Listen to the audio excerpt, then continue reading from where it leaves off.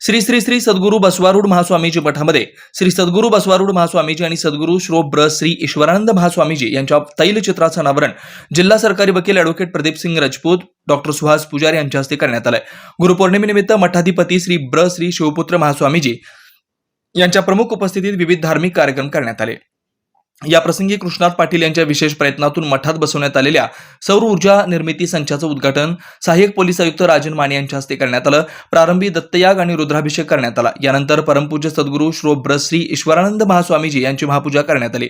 या प्रसंगी व्यासपीठावर सहाय्यक पोलीस आयुक्त राजन माने, जिल्हा सरकारी वकील ॲडव्होकेट प्रदीप सिंग राजपूत, अतिरिक्त कार्यकारी अभियंता प्रदीप मोरे, महानगरपालिकेचे माजी सभागृह नेते सुरेश पाटील, उद्योगपती सतीश कुलकर्णी, कृष्णात पाटील उपस्थित होते। यावेळी प्रारंभी हिप्परगे येथील आरूढ बसवाश्रमचे श्री सिद्धारूढ शरणू रेवती पेंडसे यांचं प्रवचन झालंय।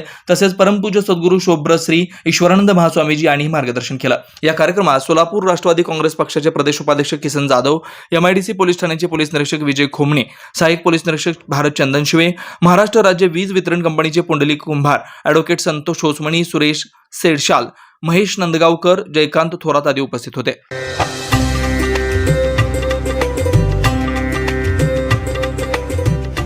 अखिल भारत पद्मशाली पुरोहित संगम ज्ञानपीठ आयोजित 25वे अधिवेशन गाणगापूर येथे 29 व 30 जुलै रोजी होणार आहे।